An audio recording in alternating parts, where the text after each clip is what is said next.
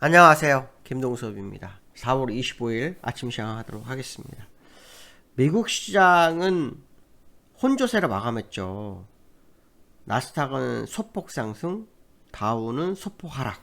이렇게 끝나는데요. 다우가 5거래일 만에 하락으로 전환했다는 것이 특징입니다. 미국 시장은 국채금리 상승세가 시장에 부담이 되면서 주가를 밀었다고 하죠. 5년물 국채를 경매를 했는데 그 결과가 예상보다 무지부진했다고 합니다. 수요가 그만큼 부족했다는 거죠. 금액은 약 700억 달러 정도였다고 합니다.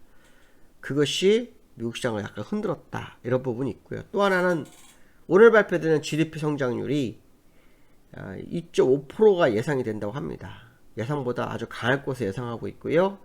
이거로 인해서 금리나 시기나 폭에 악영향을 미치는 나쁜 뉴스가 될 수 있다, 이렇게 해석을 하는 것 같습니다. 그렇지만 실제로 금리 인하는 시기적으로 이제 멀어졌죠. 이걸 왜 또 반영하는지를 모르겠지만 이 두 가지 재료에 관심을 좀 많이 갖는 그런 상황이었다, 이런 해석을 해야 될 것 같고요. 국채금리 하락에 엔비디아하고 넷플릭스가 3%대 하락을 하면서 시장을 눌러주는 그런 역할을 한 것이 아니냐, 이런 해석도 하고 있습니다.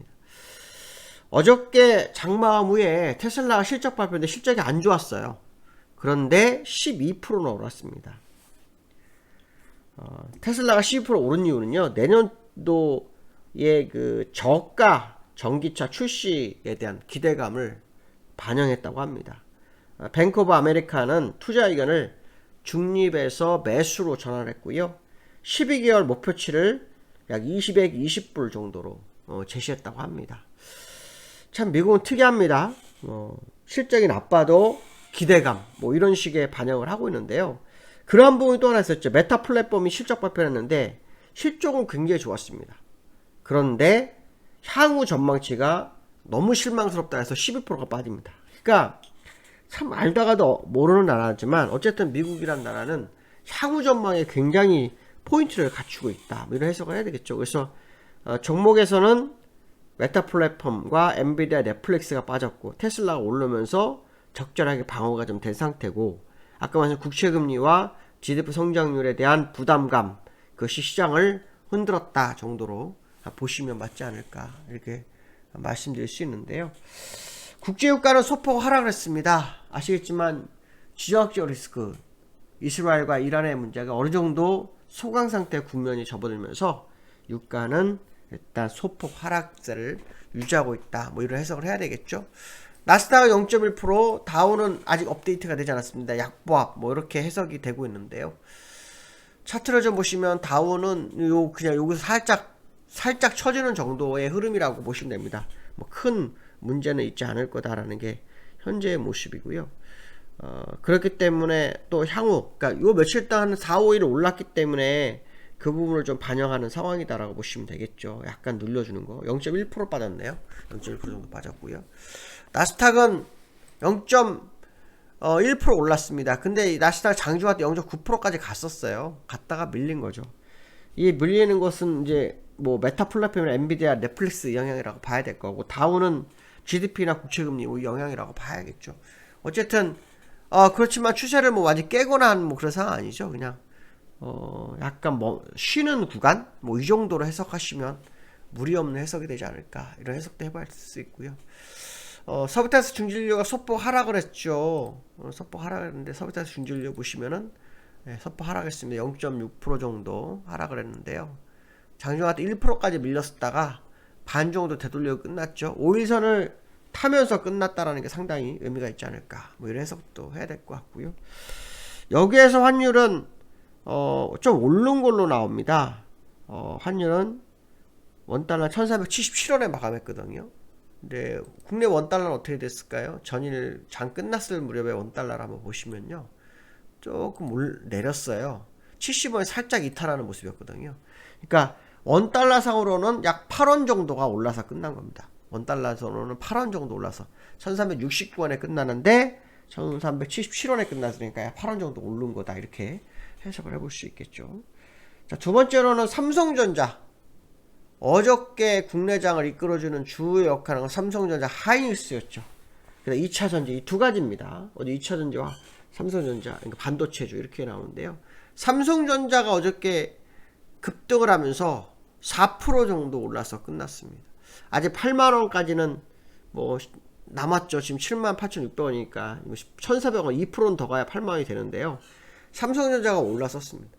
이 삼성전자는 중요한 건 수급적인 부분에 있어서 중요했죠.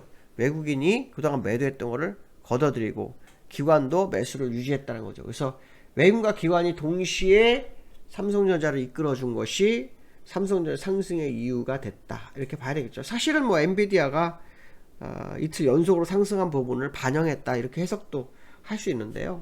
요즘 삼성전자가 화두죠. 왜냐하면 하이닉스와 TSMC가 동맹을 맺으면서 삼성전자를 견제하기 시작했거든요. 삼성전자가 다시 고개를 들기 시작했다는 것을 우회적으로 인정한 것이 아닐까, 뭐 그런 해석도 한번 해볼 수 있겠죠. 삼성전자를 차트로 보시면은 뭐 어떤 상황이냐면 현재 5에서 위로 올라섰고, 특히 요 자리에서 외국인들의 매수가 굉장히 많았었던 부분, 그렇기 때문에 더 깨지게 되면 부담스러운 부분인데, 요때부터 기관이 들어왔고 외국인도 들어오기 시작한 거 보면은 오늘 우리나라 윗끌림 만기입니다. 윗끌림 만기라서 사실 방향성만큼은 누구도 알 수 없죠. 근데 어저께 코스피가 2%도 올랐기 때문에 오늘 한 1% 밀릴 수 있는 소지가 있습니다. 하지만 삼성전자의 흐름으로 봐가지고는 주가가 삼성전자로서 방어가 이루어지지 않을까라는 생각도 좀 일부 해볼 수 있습니다. 물론 엔비디아가 오늘 하락했지만 삼성전자의 수급의 변화가 의미가 있지 않을까, 뭐 그런 해석도 해봐야 될 것 같고요. 그 다음에 코스피가 어저께 외국인과 기관이 쌍끌이 매수가 있었어요. 외국인 기관이 어저께 매수했는데요. 외국인은 4,800억, 기관은 3,600억. 그동안 매도만 하던 외국인이 갑자기 매수로 전환을 했다는 거죠. 거기에 삼성전자를 사기 시작했다는 거. 사실 요 근래 삼성전자 매도가 굉장히 많았어요. 매도가 많았기 때문에 이 부분을 이제 외국인이 얼마나 걷어들이냐의 싸움이 시장의 방향성이 아주 중요할 거다, 뭐 이런 생각을 할 수 있고요. 기관은 매수로 전환을 계속 시도하고 있습니다. 그래서 오늘도 기관이 매수로 강하게 시장 대응을 하는지도 시장의 관전 포인트가 될 거다, 이런 생각을 해야 되겠죠. 윗끌림 만기가 우리나라에는 일주일에 2번이 있습니다. 이게 시장의 방향성을 발목을 굉장히 많이 잡는데요. 지난번에도 상승할 때쯤 되면 윗끌림 만기를 반대로 갔던 모습이 있습니다. 어저께 상승폭이 있기 때문에 윗끌림 만기를 약간 이익을 보기에 장난을 칠 수 있는 그런 위치에 있는 것이 아닐까, 뭐 이런 해석도 한번 해볼 수 있지 않을까, 이렇게 말씀드릴 수 있고요. 코스피 차트를 보시면은 코스피가 어저께 올라와서 21선이 얼마냐, 어저께 2687이었거든요. 오늘 21선은 2683, 약간 내려왔어요. 8포인트 정도 남아있는데 21선과 61선 사이에 캔들이 존재하고 있죠. 보통 이런 경우는 이제 일반적으로는 행복, 시장이 세면 한 번에 돌파, 뭐 이렇게 해석도 하죠. 그렇지만 후행스펜상으로 캔들과 이격이 좀 이렇게 마주한 모습이 있기 때문에 사실 옆으로 이렇게 기면서 올라갈 확률이 높습니다. 미국이 특히 나스닥은 그래도 강세로, 다운을 소폭 하락했지만 그래도 약보합이나 강보합이 끝났기 때문에 국내장이 뭐 크게 밀리거나 할 만한 상황은 아니지 않을까, 뭐 이런 해석도 한번 해봐야 될 것 같습니다. 어쨌든 중요한 거, 수급적인 대변화가 또다시 외국인을 통해서 이루어지는지, 그것이 삼성전자를 이끌어주는지, 요 정도의 포인트를 맞추시면 되지 않을까 생각도 한번 듭니다. 자, 오늘 여기까지 하겠습니다. 감사합니다.